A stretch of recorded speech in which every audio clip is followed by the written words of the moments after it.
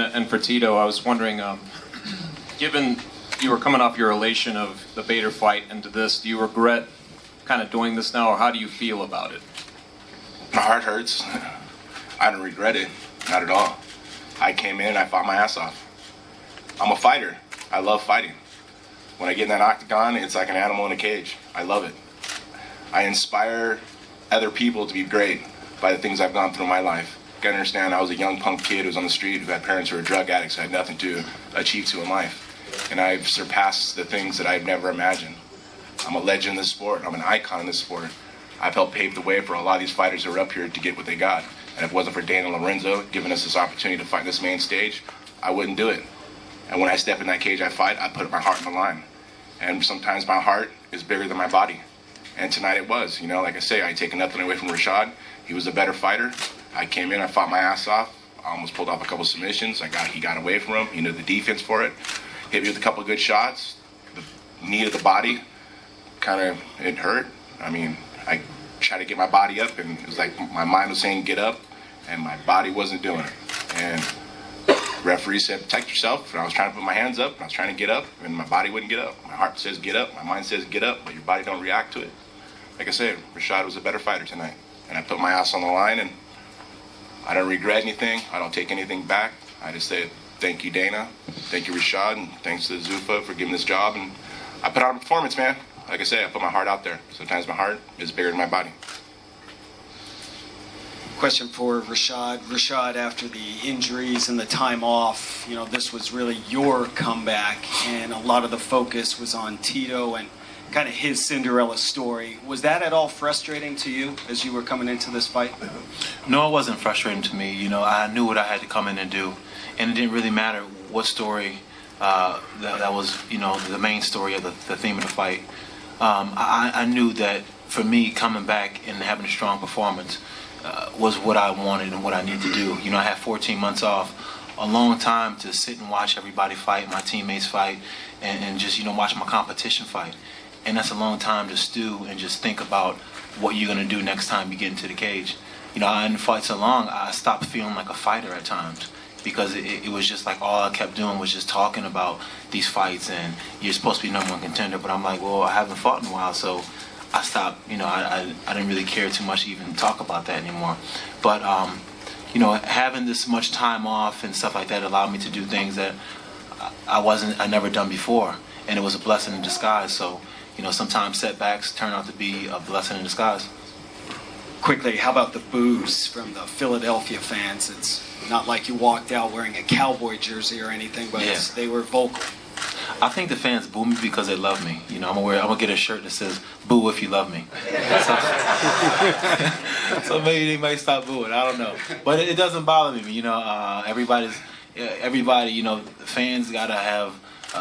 Somebody's gonna be the villain. You know, it's just the way things work, and I don't mind being a villain. You know, because I know I'm not a villain in life. But if they boo me, whatever, they pay to see me either way. Couple things. Tito, if you can comment, did you see a difference in Rashad from 2007 fight till tonight?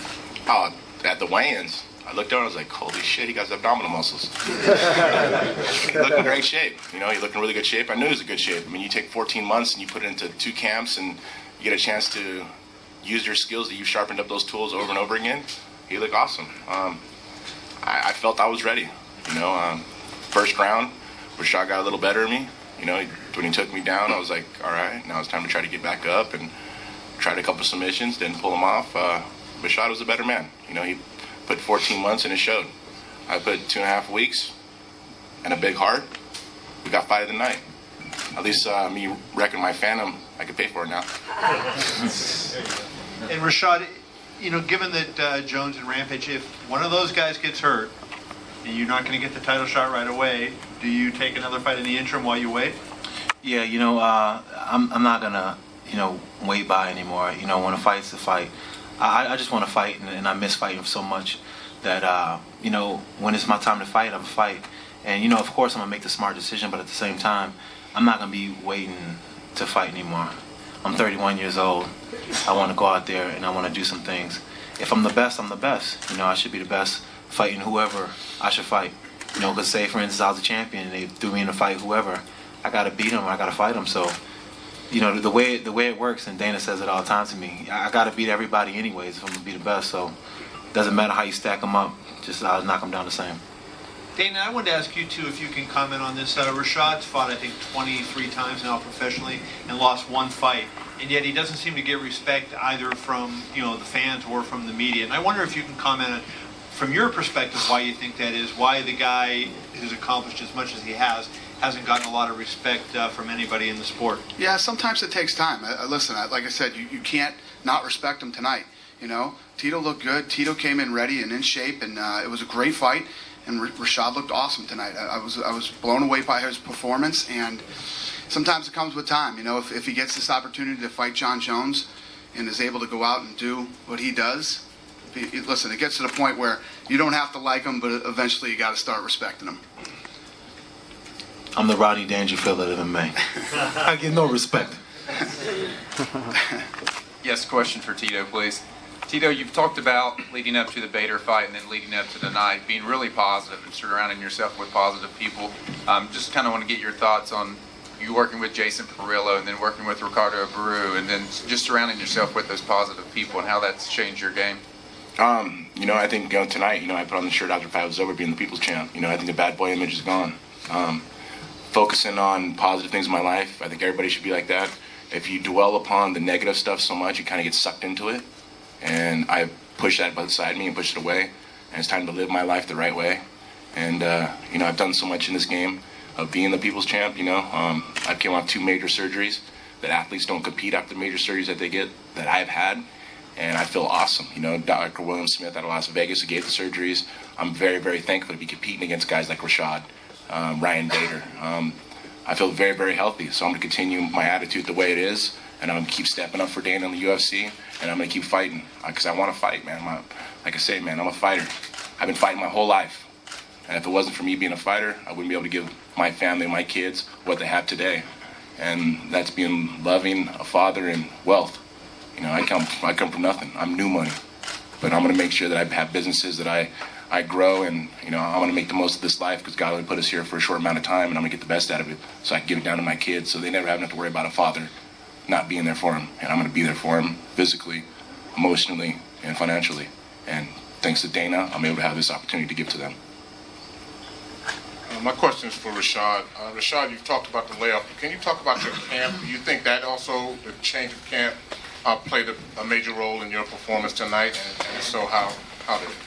Yeah, my new camp played a huge role in it. My manager, Glenn Robinson, he created a great situation down in Boca Raton, Florida, and I'm training with some of the best guys in South Florida and in the country. We come together, and we all had the same mind set when it comes to training. We came from gyms where things didn't work out. Some of the guys from ATT, and we decided to make a camp together.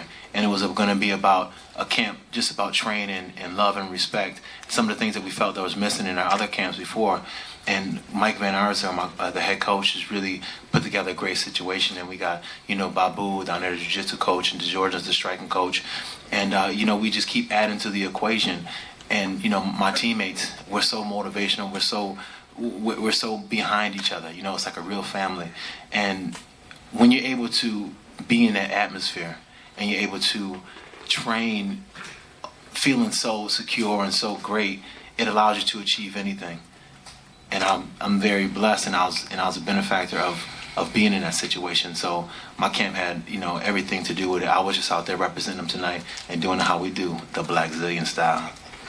And Dana, I know when Tito beat Bader, everyone was excited. He looked great, his comeback, and a lot of praise was heaped on him. Tonight, I'm seeing a Tito that's really showing this maturity, how he's handling the whole situation. Can you talk about him tonight on the other side? Yeah, there's no doubt that there were a lot of people, like I said, that thought he was going in and was going to get annihilated by Bader. And, people were happy for him and excited when he won the fight. But I think a lot of people really gained respect for him when he stepped up and took this fight with Rashad.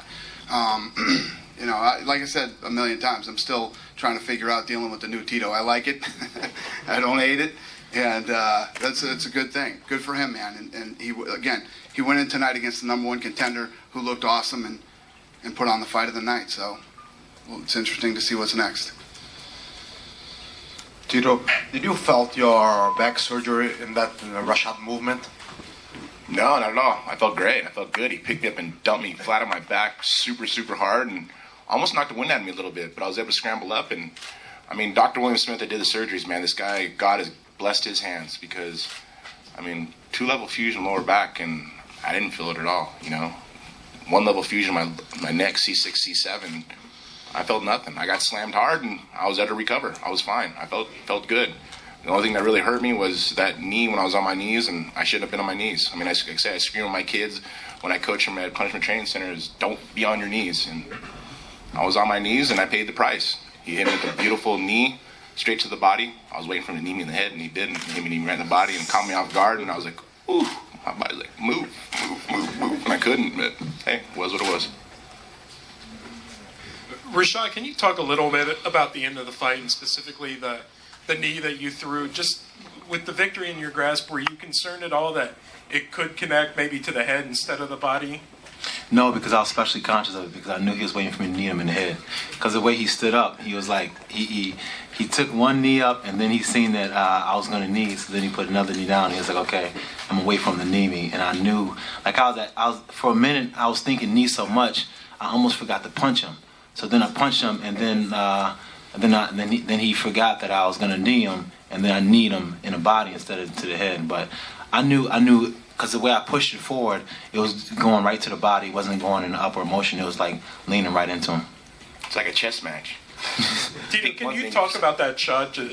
I mean, was that pretty much the finishing shot for you? It looked like it. You ever been needing the solar plex? And I don't want to. So. Yeah, no. A lot of people can criticize and say, I mean, if you ever been kneed super hard in the solar plex, that's what it feels like. And buddy, let me tell you, my body shut down. My mind was saying, fight, Tito, fight, fight, fight. My body was saying, no. What can you do, man? I try to defend myself. Like I say, Rashad was a better fighter tonight. And he took advantage of it. You know, it shows that 14 months can really pay off.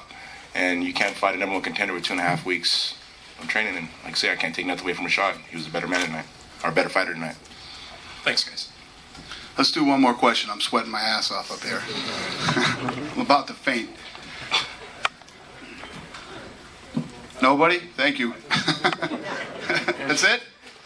Thank you very much. Oh, okay. Come on. Wait. Mike Chiappetta had to screw everything up. Go ahead. I was raising my hand, but I'm tall. Anyway, Rashad and Tito, it looked like you guys shared a nice moment after the fight. You guys have had a few years of sort of animosity. I saw Tito went over to, I guess, congratulate you. Can you kind of share that moment and what you guys kind of talked about after all these years? Well, for me, I just want to thank him for taking the fight and let him know that it's because of him and stuff like that I'm where I am right now as far as being in the sport and where the sport is right now. And no matter what happens to Tito in his career, Tito will always be a legend. He's always going to be a Hall of Famer. So nobody can ever take away what he's done. And I have a lot of respect for him for even taking a fight on short notice like that. I was joking around and saying, I felt disrespected, but for him to take a fight like that on short notice, I gained a lot of respect for him, and I always will have it for him. I just pretty much went up to him and said, good luck and win that title, man. Show why you're the number one contender. And he was a better man, and I said, way to go. Good fight.